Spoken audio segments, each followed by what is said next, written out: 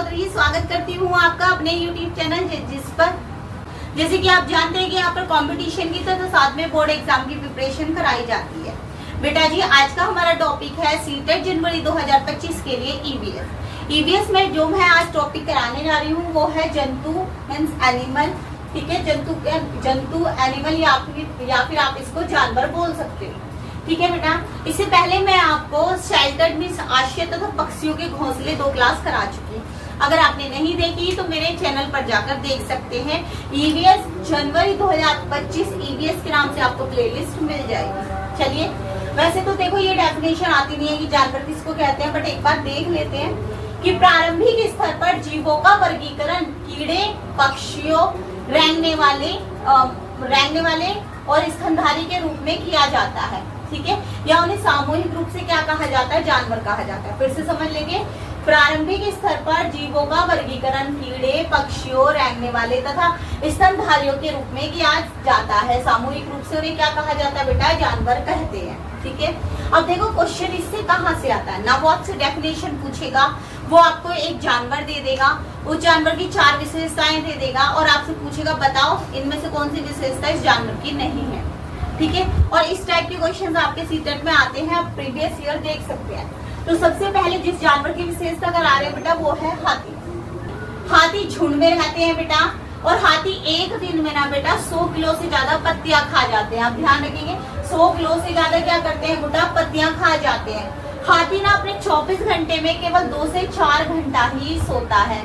क्या करता है बेटा, केवल 2 से 4 घंटे ही सोता है। और जो ग्रुप में बुजुर्ग हथनी होती है ना, वो ग्रुप का नेता होती है। क्या होती है बेटा, ग्रुप का नेता होती है। मतलब आप ऐसे कह सकते हो कि हाथी क्या होते हैं, मातृत्व प्रधान होते हैं। मतलब उनके वो किसको महत्व देते हैं, अपनी जैसे हमारे घर में होती है ना दादी नानी, ऐसी उनके यहाँ पर जो बुजुर्ग हथनी होती है ना उसको महत्व देते हैं। ठीक है, बुजुर्ग हथनी ही क्या करेगी बेटा, सारे फैसले करती है। और जितने भी हाथी होते हैं ना उसमें दल के अंदर, वो सारे के सारे उस हथनी का क्या करते हैं, कहना मानते हैं। ठीक है, नेक्स्ट देख लेते हैं।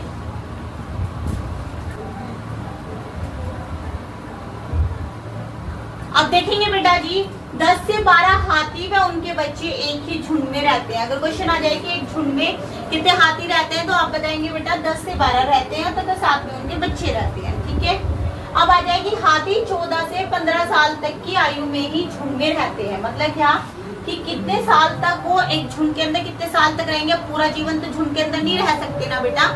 जब वो 14-15 साल के हो जाते हैं ना तब वो झुंड को छोड़ना स्टार्ट कर देते हैं। ठीक है, अब आ जाता है कि 3 महीने का जो हाथी का बच्चा होता है ना उसका वजन 200 किलोग्राम होता है। कितना होगा बेटा, 200 किलोग्राम होता है। ठीक है, हाथी को केले खाने पसंद है, ये तो सभी को पता है। बस एक जरूरी बात कि हाथी को पसीना नहीं आता, तो हम कह सकते हैं हाथी के अंदर स्वेट ग्लैंड नहीं होती। इट मीन्स वो फिर अपने पानी का उत्सर्जन कैसे करता होगा, केवल यूरिन के थ्रू ही करता होगा, पेशाब के थ्रू ही करता होगा, पसीना तो आता नहीं है उसको। ठीक है, अब हाथी पृथ्वी पर सबसे बड़ा स्तनधारी है।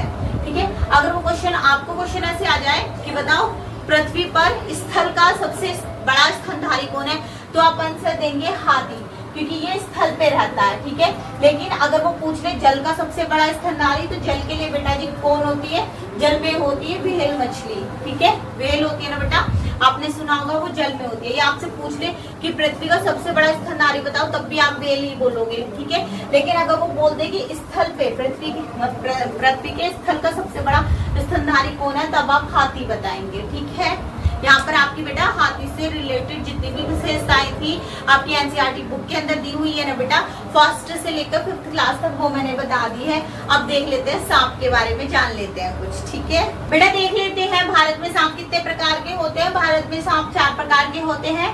पहला आ जाता है नाग, जिसको कोबरा कहा जाता है। दूसरा आ जाता है गुड्डा, दुबोई।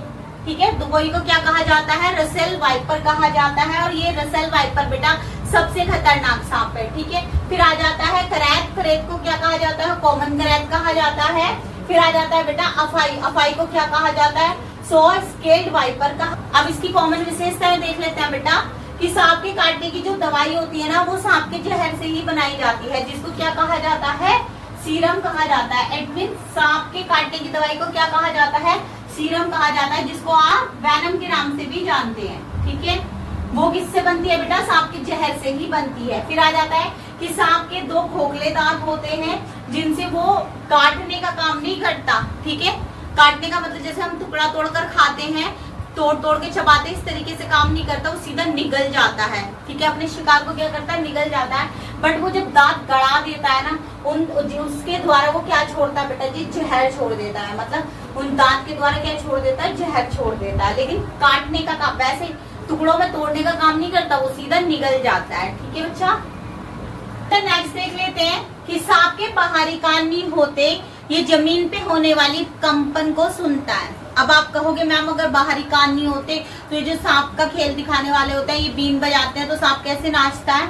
तो बेटा जी वो सुनता नहीं है, वो बीन को सुन ही नहीं पाता, बीन को केवल हम सुनते हैं। लेकिन जब बीन से आवाज निकलती है और उस आवाज की फ्रिक्वेंसी से जो कंपन होता है ना बेटा, उस कंपन पर सांप मूवमेंट करता है। ठीक है, अब सांप के दांत नुकीले होते हैं, ये अभी बताया था बेटा, परंतु वो भोजन को चबाता नहीं है, डायरेक्ट निगल जाता है। ठीक है, अब देखो यहाँ पर नोट है बेटा, जो सांप का खेल दिखाते हैं ना, वो कौन होते हैं? कालबेलिया होते हैं। कौन होते हैं? कालबेलिया। और राजस्थान की एक ट्राइब्स होती है जो सांप को पकड़ती है, सांप का खेल दिखाती है।